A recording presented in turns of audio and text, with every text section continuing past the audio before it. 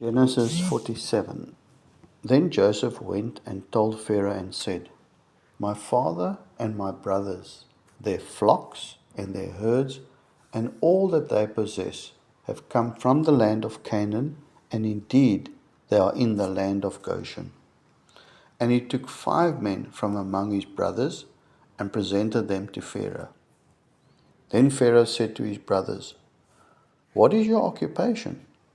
And they said to Pharaoh, Your servants are shepherds, both we and also our fathers. And they said to Pharaoh, We have come to dwell in the land, because your servants have no pasture for their flocks, for the famine is severe in the land of Canaan. Now therefore please let your servants dwell in the land of Goshen. Then Pharaoh spoke to Joseph, saying, Your father and your brothers have come to you. The land of Egypt is before you. Have your father and brothers dwell in the best of the land. Let them dwell in the land of Goshen. And if you know any competent men among them, then make them chief herdsmen over my livestock.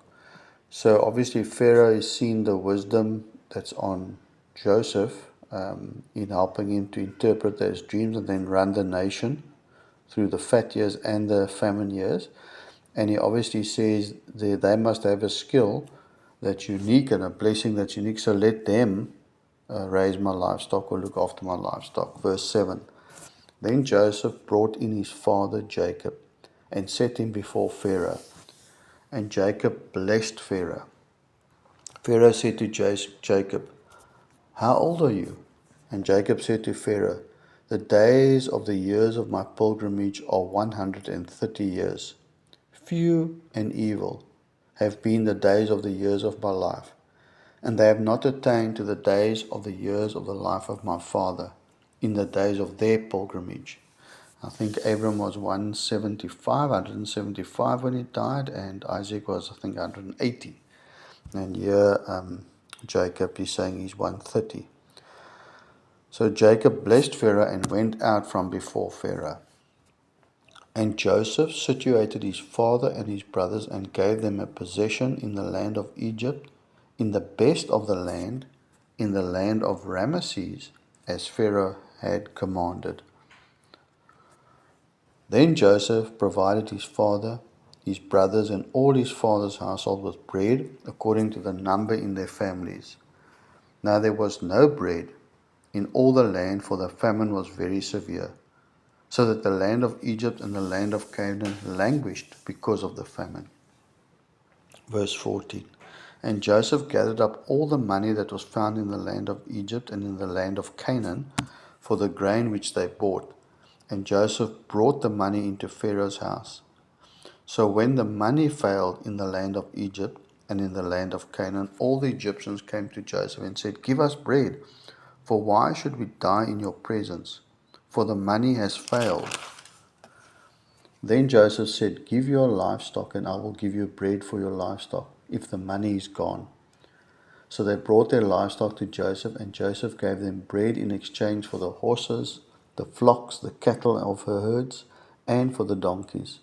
Thus he fed them with bread in exchange for all their livestock that year. Verse 18. When that year had ended, they came to him the next year and said to him, We will not hide from my lord that our money is gone. My lord also has our herds of livestock.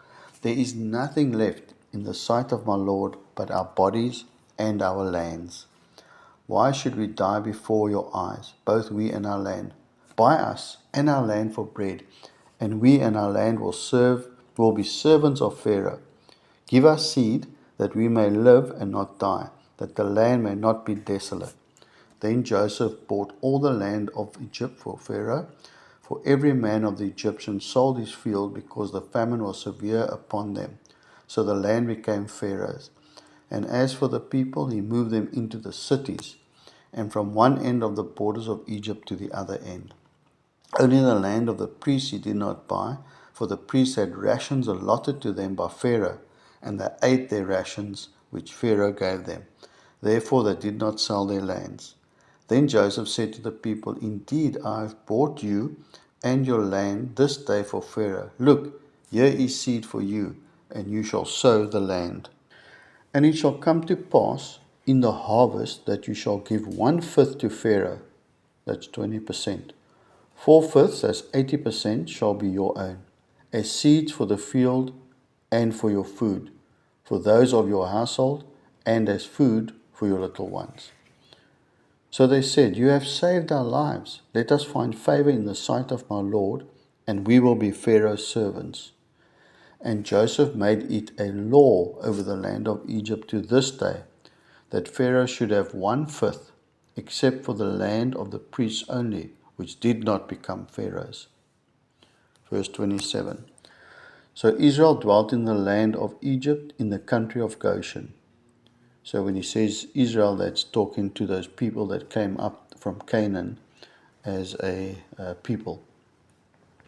And they had possessions there and grew and multiplied exceedingly.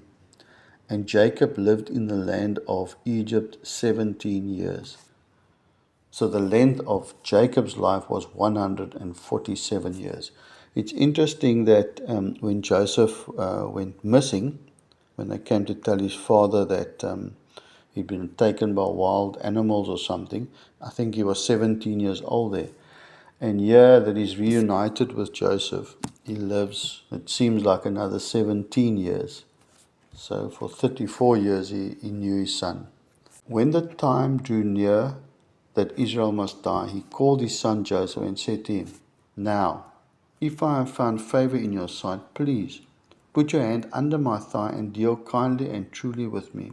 Please do not bury me in Egypt, but let me lie, with my fathers. You shall carry me out of Egypt and bury me in their burial place. And he said, I will do as you have said. So this is Joseph's promise to his dad. Then he said, Swear to me.